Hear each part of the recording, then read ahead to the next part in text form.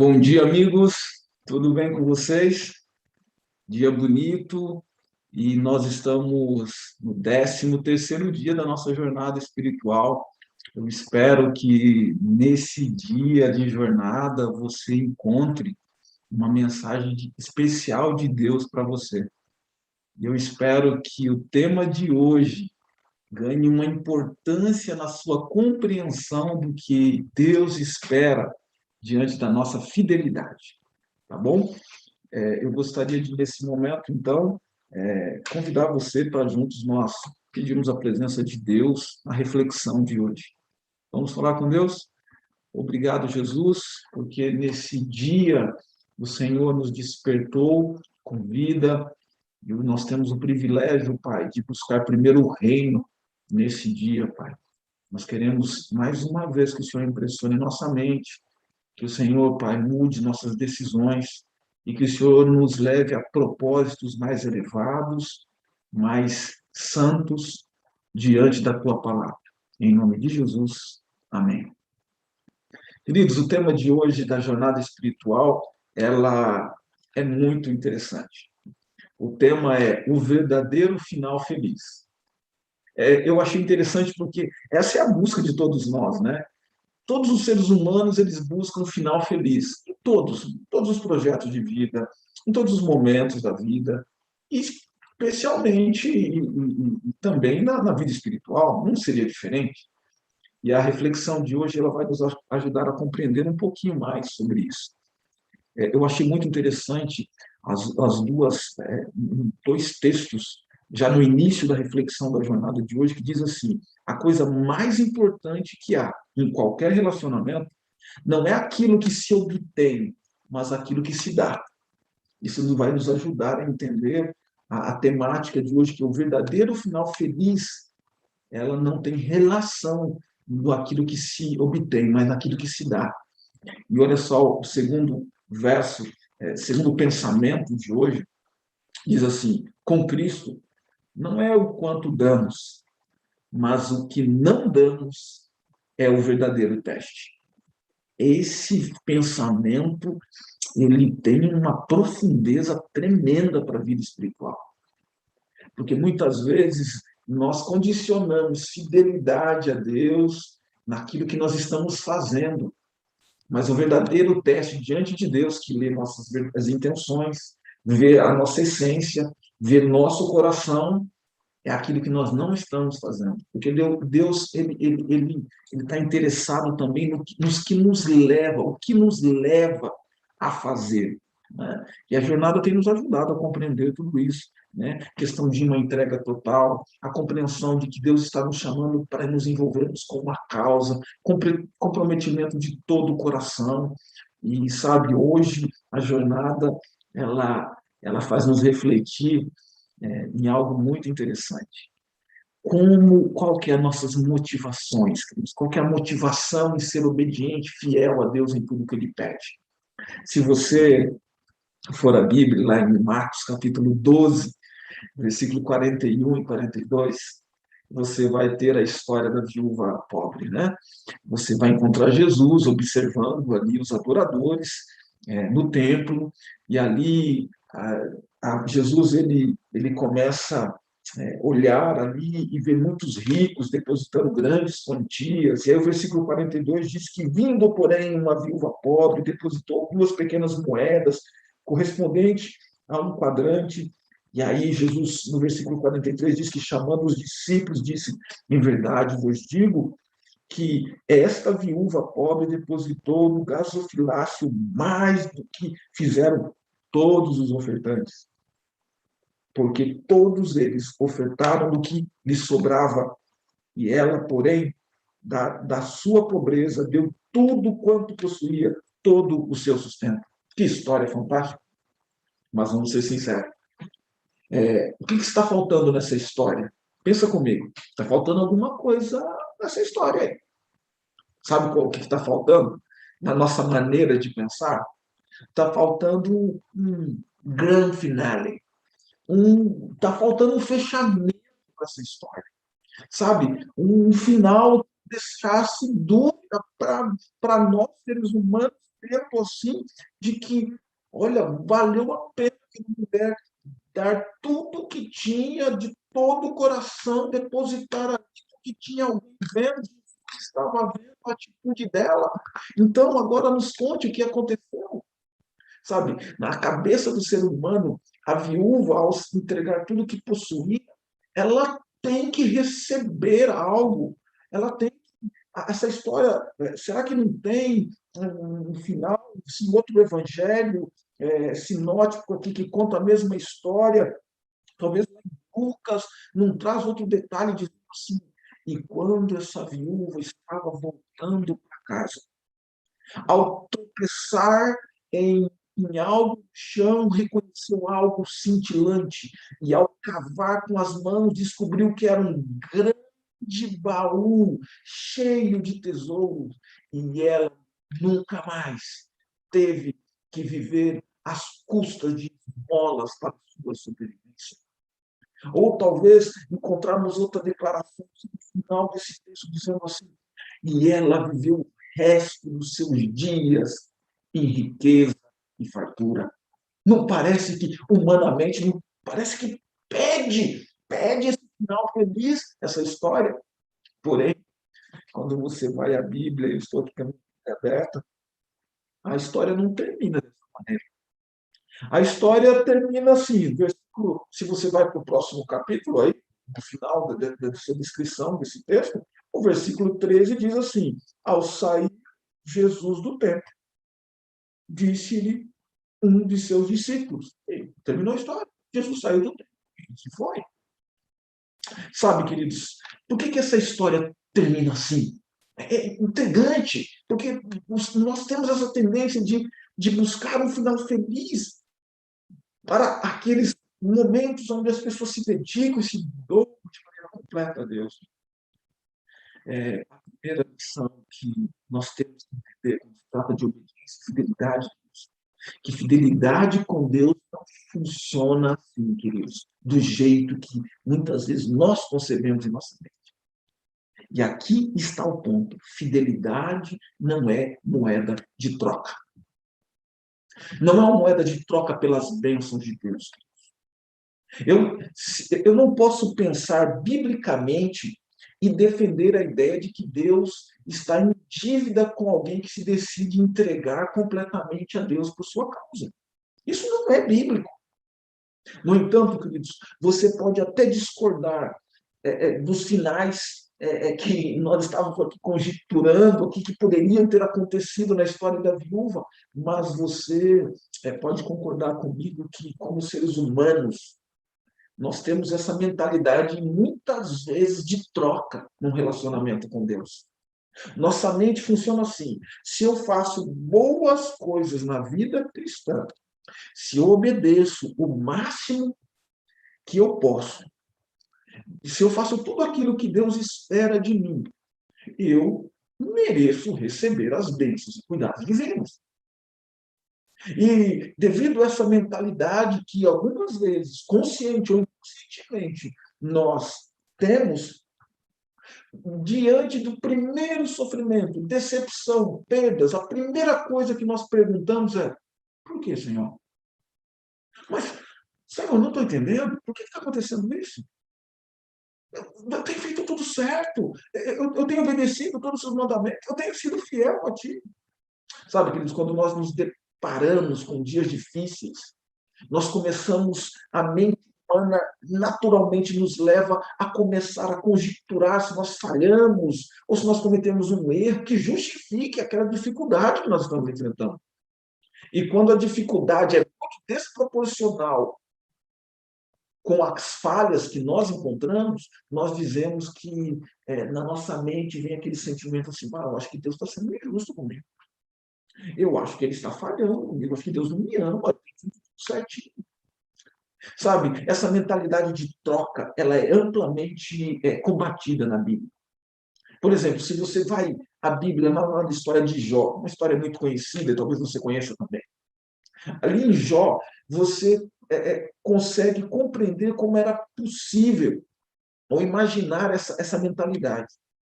Os amigos de Jó se aproximam de Jó Começa a olhar para ele, e você, durante todo o relato, você encontra os amigos de Jó ali tentando convencer Jó. Fala, Jó, não, é muita injustiça para uma pessoa só. É muita coisa ruim para acontecer de uma vez para alguém. Não é possível, Jó. Você deve ter feito alguma coisa de errada para ter tanta aprovação. Mas é interessante que no final do livro de Jó, lá em Jó, capítulo 42, versículo 7, você vai encontrar Deus se posicionando, Deus se declarando, dizendo assim, ó, minha ira se acendeu contra vocês, referindo aos amigos de Jó. Vocês falaram a meu respeito de maneira equivocada. Vocês não falaram a meu respeito de maneira certa, como meu servo Jó falou. Olha que diferença. Né? E sabe, se você vai lá para os evangelhos, você vai encontrar também esse mesmo posicionamento bíblico. Você vai encontrar diante de um cego, os seus discípulos fizeram uma pergunta para Jesus. Está lá no Evangelho de João, capítulo 9, versículo 1 e 2. Ali você vai talvez lembrar da história. Jesus estava numa caminhada, viu um homem cego de nascença, e seus discípulos perguntaram: Mestre, quem pecou para que esse homem nascesse cego?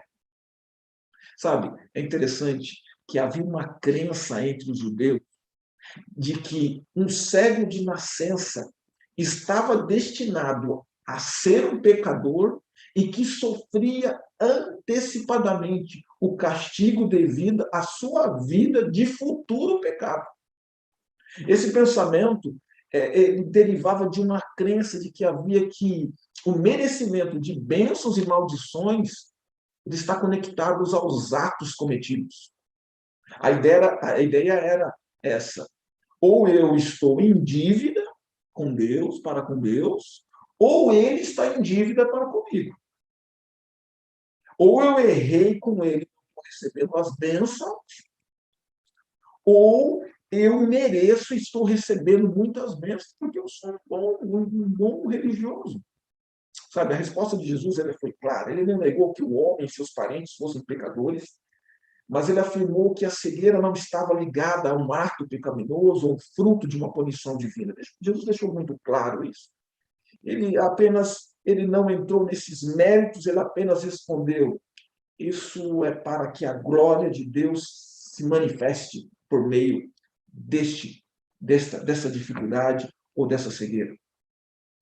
Queridos, nesse dia de jornada, eu gostaria de que nós assimilássemos que pensar na fidelidade a Deus como moeda de troca, ela nos afasta dos verdadeiros motivos da fidelidade e da obediência.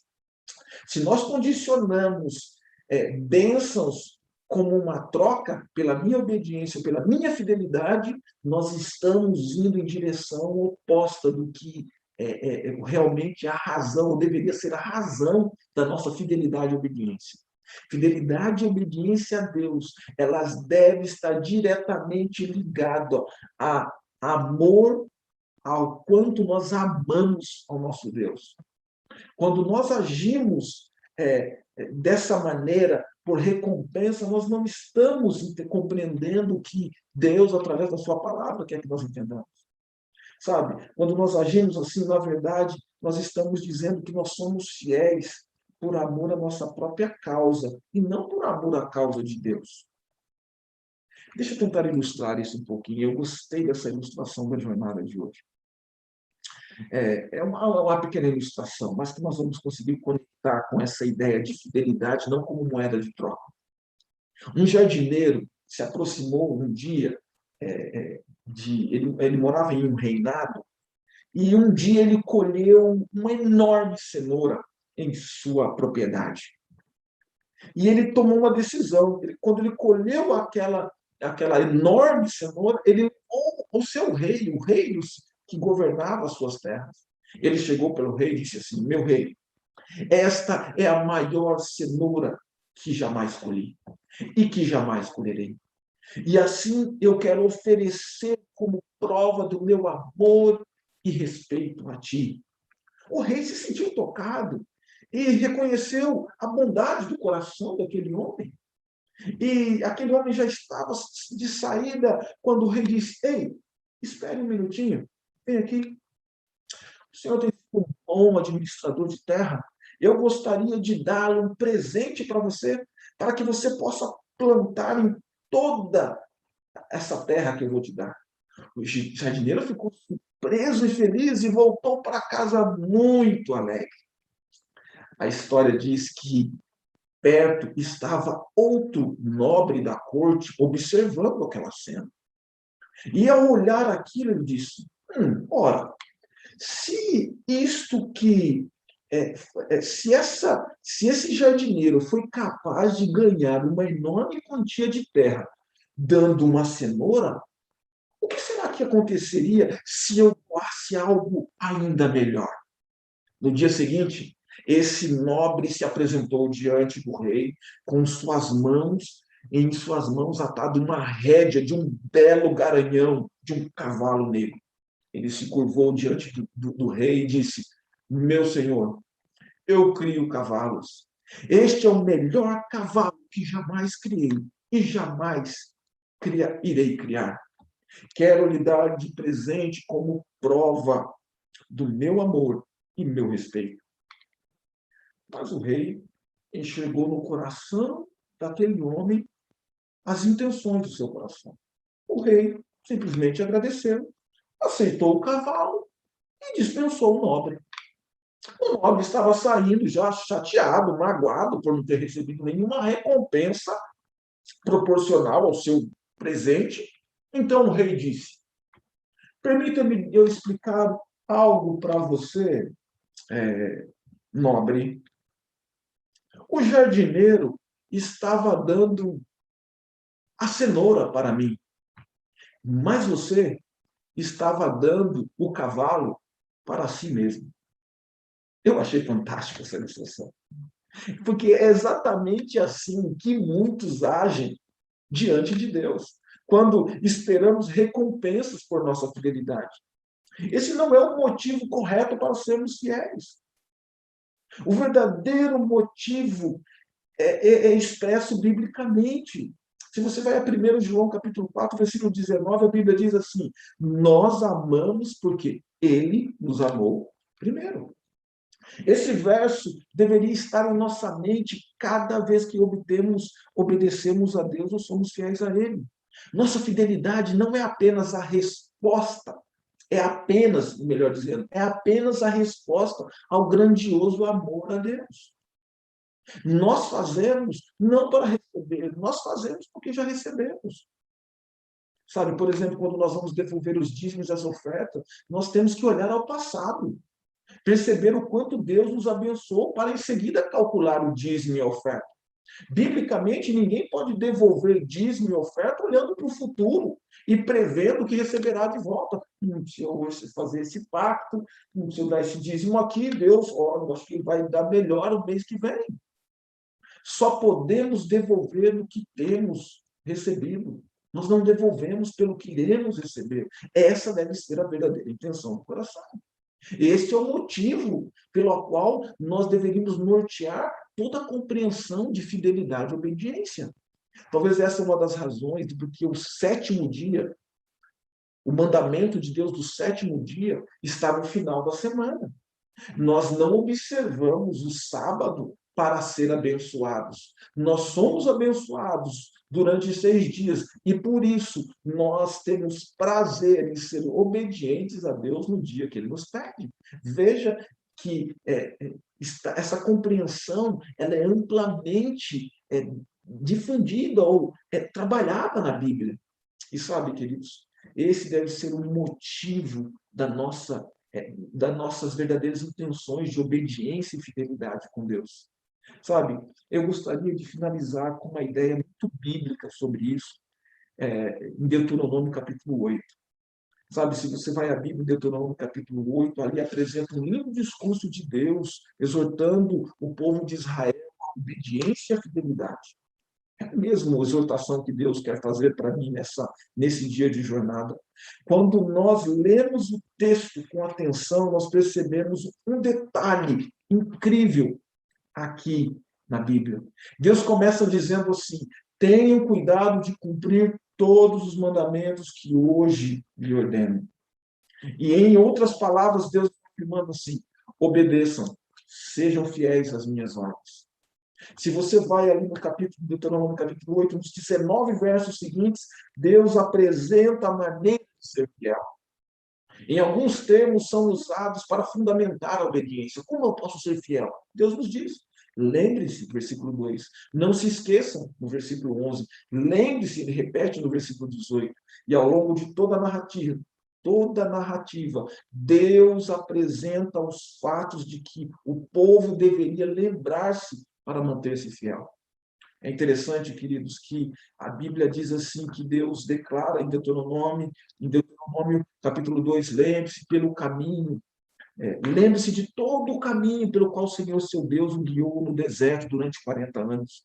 As suas roupas não envelheceram, seus pés não incharam, porque o Deus de vocês os faz entrar numa terra boa, de ribeiros de águas, de fontes, de mananciais profundos. No deserto, Deus sustentou vocês com maná, e Ele que nos dá força para conseguir riqueza. Sabe, é interessante que todo cristão, ele deve exercitar a memória antes de praticar a fidelidade com Deus, queridos. Todo fiel, ele vai ter uma história para contar sobre o que Deus já fez na sua vida. Deus também apresenta, queridos, outros dois versos, enfatizando que as bênçãos devem ser em resposta à lembrança daquilo que já recebemos. Se você vai ao versículo 11 a 14, Deuteronômio, capítulo 8, a Bíblia diz assim: tenham cuidado de não se esquecer de seu Deus. Não aconteça que depois de terem comido, fartado, de haverem edificado casas, de terem multiplicado o gado, de aumentado a prata, ter sido abundantes, leve o coração de vocês a se esquecerem do Senhor, seu Deus, que tirou da terra do Egito e da casa da escravidão. Sabe, queridos, a infidelidade é resultado do esquecimento. Quando nós somos infiéis com Deus, a raiz de tudo é que nós já esquecemos do que Deus fez. Pois infidelidade tem memória curta. Já gratidão e fidelidade conseguem lembrar de tudo que receberam e responder à altura dessas lembranças. Por isso, eu preciso repetir nesse momento, no final dessa reflexão, que a verdade é que, se nós queremos ser fiéis a Deus, nós nunca podemos esquecer do que Deus já tem feito por nós. Fidelidade é um contínuo olhar para o passado e se lembrar das bênçãos recebidas para responder à altura do que já recebemos. Cenouras ou cavalos? Qual que é a intenção do seu coração? Hoje quero convidar você a refletir em tudo isso que Deus falou conosco nessa jornada, listando listando motivos pelos quais você é grato a Deus e que leva você a responder com obediência e fidelidade. Talvez hoje você tenha que parar em algum momento e dizer: Senhor, eu quero sempre lembrar que isso. E também, Senhor, que isso. E além disso, Senhor, disso. Queridos, gratidão, ela está conectada diretamente com o que nos leva a ser fiéis a Deus. Por isso, que hoje essa seja a sua reflexão do que te leva a ser fiel a Deus. Feche seus olhos, vamos falar com Deus. Obrigado, Senhor, pelas bênçãos que o Senhor tem nos concedido, pelo milagre da vida, pelo milagre da família, pelo milagre do sustento, pelas providências, Senhor, de trabalho, pelas as intervenções, Senhor, na vida diária que nós temos. E tudo isso, Senhor, hoje nos faz nos a sermos fiéis a tudo que o Senhor nos pede. Que esta oração, Pai, alcance o trono de Deus, porque o Senhor lê o que está no nosso coração. E hoje queremos simplesmente declarar a Ti fidelidade a Ti diante do que o Senhor tem feito por nós. Em nome de Jesus, amém. Tenha um bom dia.